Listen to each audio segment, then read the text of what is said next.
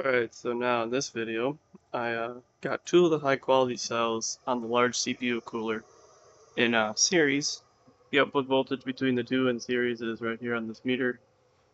I am charging my phone at about 9 watts, and I've actually already put in 6% since I put, oh, there goes 50. So I already put in 7% since I started.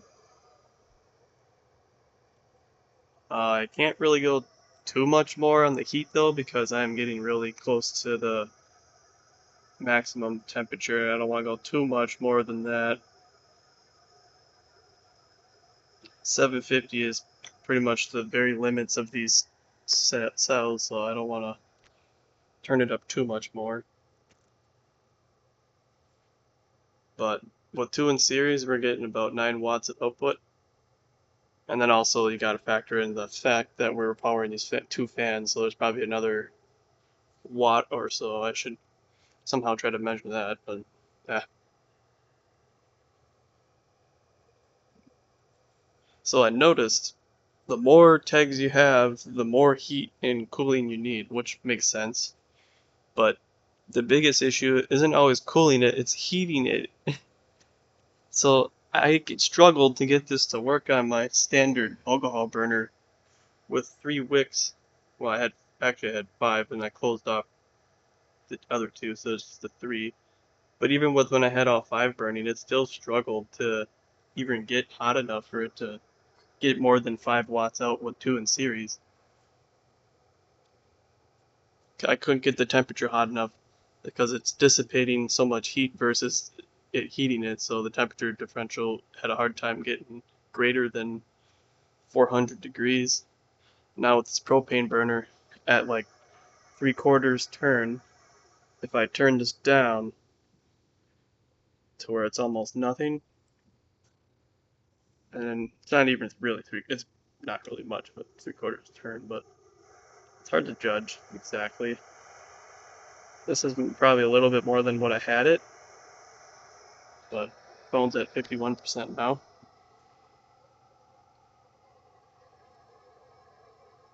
So if I'm turning it down a little bit, I allowed the output to drop slightly. It should catch back up after turning it back up.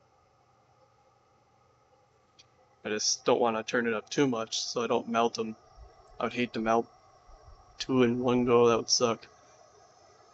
I wish I could have the tags that NASA has, dang, that'd be awesome.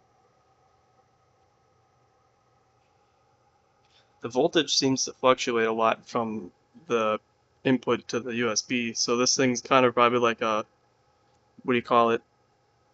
Like a, kind of like an MPPT charger, like for a solar panel. So it's kind of averaging the best voltage range to push out. And sometimes this will jump. Like when it starts up, it'll be at like, say, 2 watts, then it'll jump to like 5, and then after that, as the heat builds up and it takes more power from the tags, then it'll jump to 9 watts, and then this will sag down or fluctuate up and down. Everything's staying cold. There's a little warmth in it, it's not like significant. Even down here, it's not really that hot. Heat pipes or vapor chamber is the best idea for any thermoelectric generator because it cools the best and it uses the least amount of power.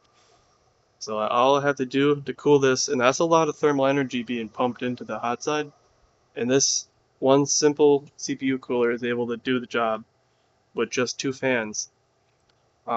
If you use a water pump and a radiator, you would need a much larger radiator than that for sure. It would take up way more room, and it's going to consume more power because you need a pump and more fans. So if you were to use like a 3-fan radiator for a computer, that would be pulling, another additional fan, including another like a pump, which the pump is taking a lot of power, so that's saving you energy for the total output power. I'm almost tempted to go a little bit higher with this. Phone's at 53% now. I mean, I don't want to go too much hotter though.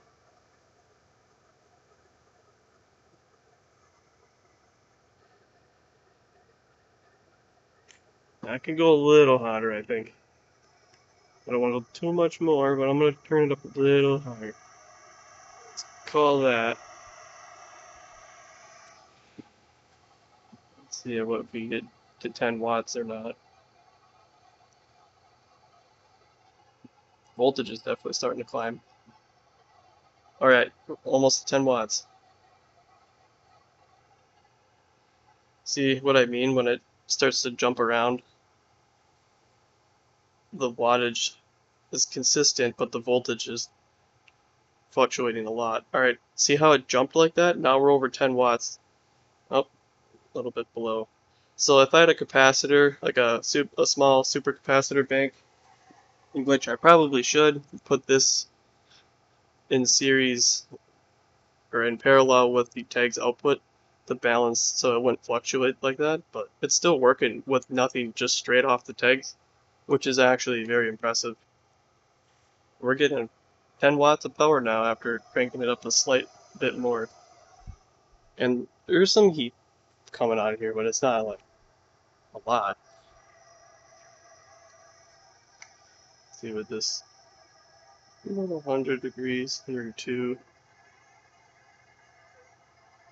Can't really get the good reading off of the reflective aluminum, but now when I shine it in here, it's able to do a better job. So it's probably 105 degrees at max, like it's showing around that temperature on the cold side, unless I can read the copper tubes coming off. Maybe. Let's see. Let's redo this.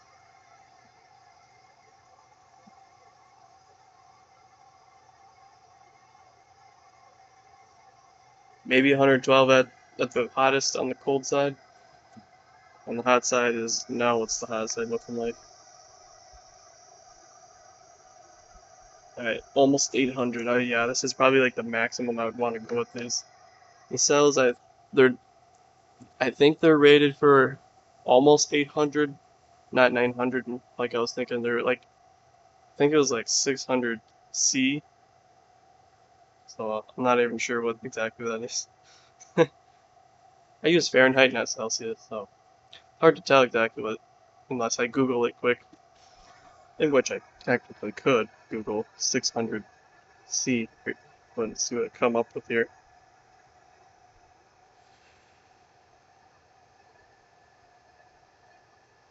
Let's see. Degrees Celsius to Fahrenheit. So, oh wow. No, there's no way that these are capable of that. Maybe it's 400 degrees Celsius, not 600. I really should, I think it's 400, not 600. That's a way, that's a lot. Alright, what was that? Alright, no, that sounds about right. No, okay. Yeah, they're 400 C tags. So I'm actually over the limit, technically speaking. And these tags were supposed to be able to output 20 watts per cell. So should, at most, we're not even close to its full potential, but that's because my hot side or my cold side is, you know, hotter than I'm sure their tests. They probably had some really good cooling on the cold side and in a perfect environment for it to be at 20 watts. So I'm sure they may be able to do 20 watts at a total maximum perfect ratio, heat to cold. Who knows, maybe if they had the temperature in the cold side at like negative 0 degree or below zero. I don't know, who knows. I didn't look at the charts, but this is just showing the output power of these tags in series using a propane burner. That's pretty decent power output, to be honest. I mean, up to 56. I started at 49 to jump to 50 right away, and we're already at 56. Average of 10 watts now. 10 volts on the output from the TEGs directly. Not bad.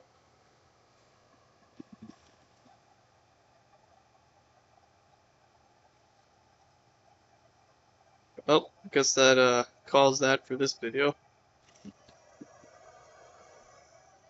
See you later.